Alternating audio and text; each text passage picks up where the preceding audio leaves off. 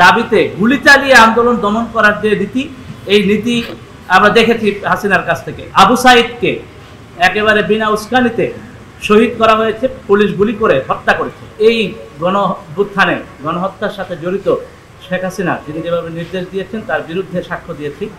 সেখানে আমি বলেছি যে শিক্ষার্থীদের প্রতি বৈষম্যমূলক আচরণের অংশ হিসেবে মেধাবীদেরকে বঞ্চিত করার যে কোটা পদ্ধতি, সেই কোটা পদ্ধতির বিরুদ্ধে 2013 সালে আন্দোলনে সরাসরি অংশগ্রহণ করে পুলিশের টিয়ার শেলে মুখে আহত হই। তারপর 2018 সালের আন্দোলনে অংশগ্রহণ করি।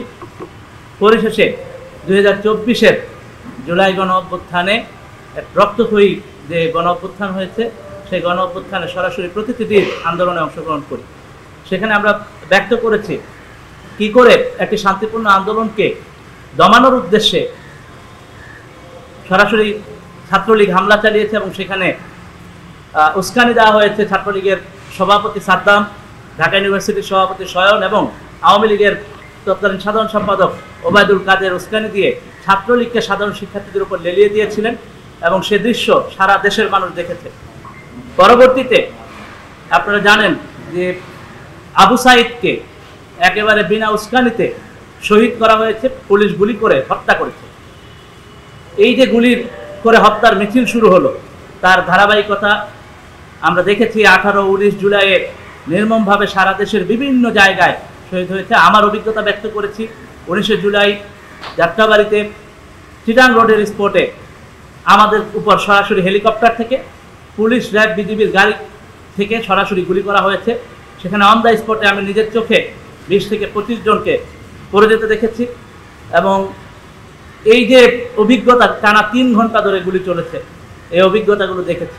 যে প্রথম কথা হলো, আমরা আন্দোলনটি শান্তিপূর্ণভাবে চালিয়ে যাচ্ছিলাম এবং 14 জুলাই আমরা রাষ্ট্রপতির কাছে স্মারকলিপিও পেশ করেছিলাম।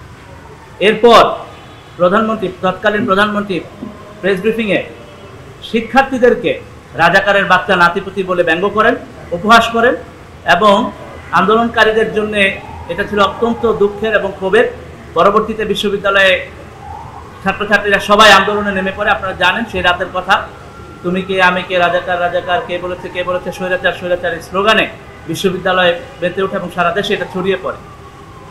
এই প্রেক্ষিতে আমি বলেছিলাম যে আওয়ামী লীগের সাধারণ সম্পাদক ওবায়দুল কাদের, ছাত্রলীগের সাদ্দাম এবং সয়নেরা শিক্ষার্থীদেরকে বলে যে এই আন্দোলন দমাতে ছাত্রলীগই যথেষ্ট, 5 মিনিটের মধ্যে ফদিলে উড়ে যাবে, তারপর হলো যে সবকিছু মনে রাখা হবে, এই ধরনের হুমকিমূলক কথাবার্তা বলে। এবং তারই প্রমাণ পাওয়া যায় পরের দিন যখন 15 জুলাই ছাত্রলীগ ক্যাম্পাসে, ঢাকা বিশ্ববিদ্যালয় ক্যাম্পাসে সরাসরি শিক্ষার্থীদের উপর, ছাত্রছাত্রীদের উপর নির্মমভাবে হামলা চালায়।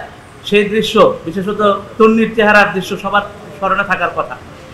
এই সকল দৃশ্য এবং এর পরের দিন যখন বিক্ষোভ কর্মসূচি ডাকা হয়, আপনারা জানেন তার মধ্যেই, সারা দেশে বিক্ষোভের মধ্যেই 6 জন কিন্তু শহীদ হয়। আবু সাইদ সহ, চট্টগ্রামে ওয়াসিম শান্ত সহ 6 জনকে পুলিশ বিনা উস্কানিতে গুলি চালায়। এই আন্দোলনের দাবি ছিল জাস্ট চাকরিতে যেন সমসুযোগ পাওয়া যায়, এরকম একটা দাবিতে গুলি চালিয়ে আন্দোলন দমন করার যে নীতি, এই নীতি আমরা দেখেছি হাসিনার কাছ থেকে। এটা কোনো মেটিকুলাস ডিজাইন ছিল না, এটা ছিল একটা ন্যায়সঙ্গত দাবির আন্দোলন। এবং সেই আন্দোলনে আমরা দেখেছি কিভাবে করে আন্দোলনকে দমানোর চেষ্টা করা হয়েছে। এটা ছিল সম্পূর্ণ নীতিসঙ্গত, ন্যায্য, বৈধ আন্দোলন। সাধারণ শিক্ষার্থীদের গণতান্ত্রিক অধিকার, এই বাংলাদেশের ছাত্র জনতার গণতান্ত্রিক অধিকার, তাদের যে ন্যায্য দাবি, সেই দাবি আদায়ের আন্দোলন।